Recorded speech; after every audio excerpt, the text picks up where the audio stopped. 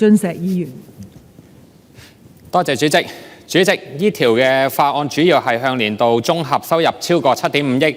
歐元嘅跨國企業集團，即係大概80億港元嘅一啲跨國企業集團啦，設立去徵收15%嘅最低稅率機制。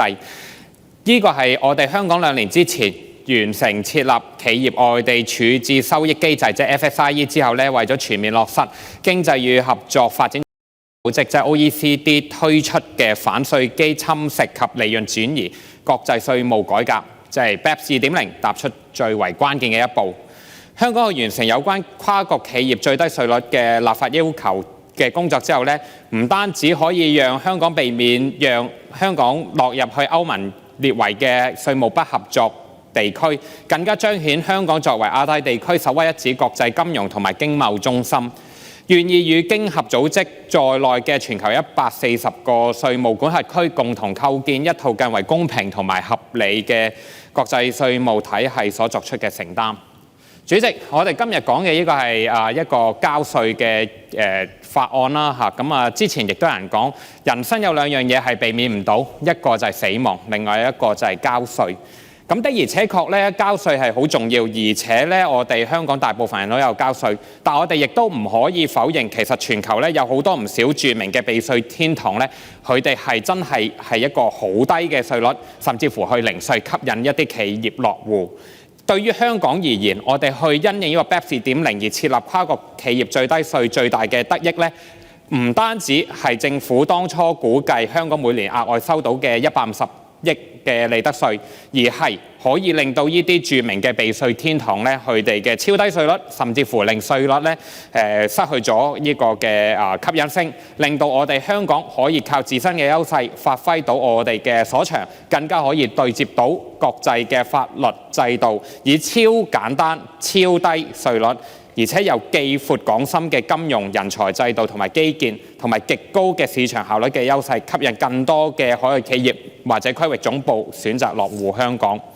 再加上我哋2個星期之前咧，去立法會都通過咗公司遷冊制度，等一啲境外註冊嘅企業啦，去無需原註冊地進行清盤程序，能夠以一個搬家嘅形式，將去保留原有嘅法律實體情況，將嘅註冊地轉為香港。而呢一個條例咧，去上個星期5都正式去實行。隨即咧，上個星期5咧都傳來一啲嘅好消息，包括一啲大型嘅保險公司都表示會遷冊嚟到香港。呢一個同我哋嘅跨國企業最低稅率兩者配合之下咧，有望可以吸引大量境外嘅企業遷入或者落戶香港，進一步鞏固同埋提升香港作為國際商業樞紐嘅地位，呢個係值得支持同埋肯定嘅。今次呢個嘅訂立跨國企業最低稅咧，雖然唔會改變香港超簡單同埋低稅嘅徵稅嘅原則，不過引入嘅稅制咧，或多或少咧都會增加咗持份者嘅額外一啲嘅合規成本啦，增加咗佢一啲嘅負擔。有見及此咧，當局去制定呢個嘅最低稅率嘅時候咧，為咗合乎 BEPS 2.0嘅原則同規定底下咧，都分別設立咗一啲嘅過渡性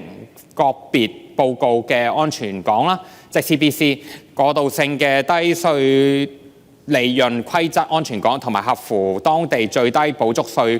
安全港，以及適用於非重大成員實體簡單化計算安全港等等嘅安全港嘅措施，減輕呢啲跨國企業嘅合規成本。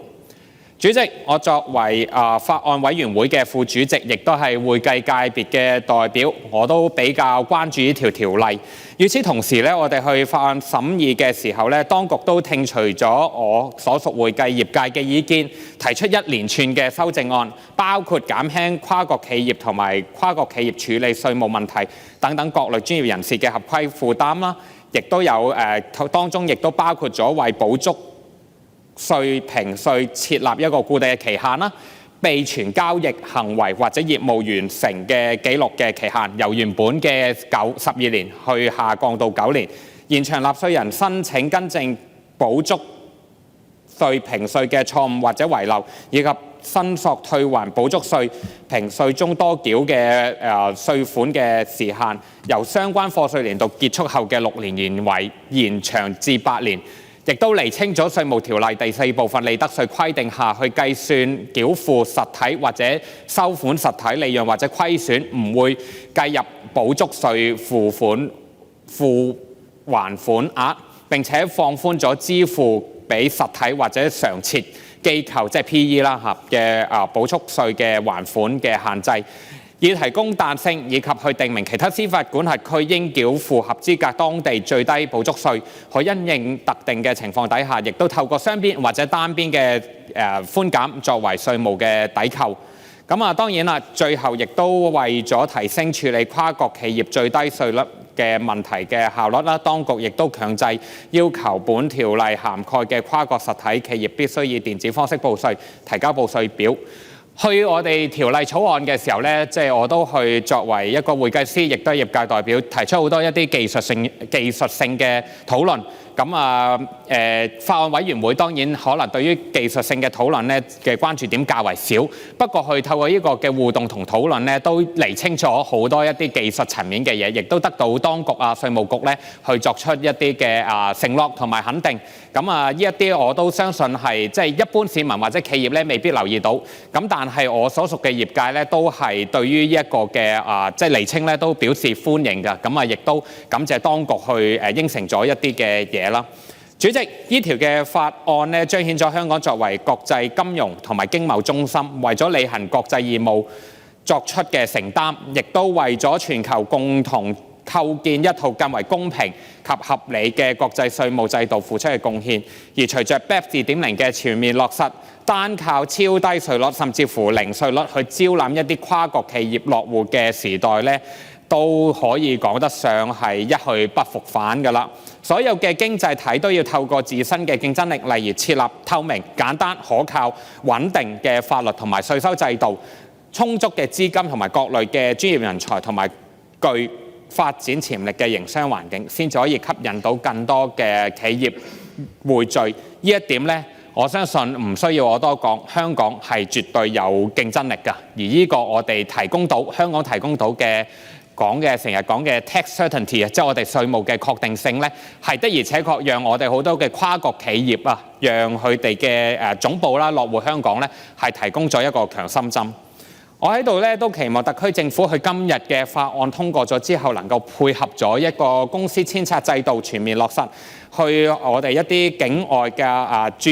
海外經貿辦啦、投資推廣處，加大力度向境外嘅企業推廣香港嘅優勢，我哋嘅前景吸引更加多境外嘅企業匯聚香港，以及以香港為總部、以香港為家，全面推動香港總部嘅經濟。本人謹此陳辭，支持本條例草案同埋政府嘅修正案。多謝主席。主席去修正案之中嘅8同16條呢，將最低補足稅嘅機制，正如頭先局長講，將佢建議嘅主要目的測試第26AH 入面嘅即係 main purpose test 改翻做現行我哋稅務條例入面嘅61A 即係唯一及主要測試 sole and dominant purpose test 呢一個咧，我係表示支持嘅，因為呢一個係便利我哋企業去合規之餘咧，亦都可以方便我哋一啲嘅稅務嘅從業人士去提供一個稅務意見，而去條例嘅第7、9同16條咧作出補稅評稅嘅時限咧，亦都提出咗一個明確性，包括非逃稅個案8年，逃稅個案12年。呢個同我哋現行嘅稅務條例入面非逃稅個案嘅6年，同埋非逃稅個案嘅6年，同埋逃稅個案嘅10年咧，都延長咗2年。咁由於佢哋嘅跨國企業咧，咁呢一個2年咧都係可以為之理解，而呢個亦都擺咗去新定嘅附表63。當然有一個權利同義務嘅平衡嘅時候咧，亦都同時間延長咗納稅人申請更正補足稅錯誤或者遺漏申請退還嘅時候咧，將原有我哋稅務條例第70A correction of error 啦入面咧，由相關嘅課稅年度結束後6年咧延長到8年。咁呢個都係有個一致性喺度，咁我都表示支持嘅。到最後一個咧，都係為咗提高我哋稅務嘅明確性，呢一點係好重要，就係由嗰個嘅法律嘅程序時限由罪行發生當日起6年修改為8年，而亦都刪去由稅務局局長發現該罪行當日起2年嘅一個期限。呢一個咧係亦都係加咗入去我哋條例嘅80R 條入面，呢一個亦都係提高咗我哋稅務嘅確定性同埋執法嘅確定性，亦都係可以吸引咗我哋更加多嘅企業嚟到香港，呢個亦都係表示支持嘅。我係支持所有嘅修正案，多謝主席。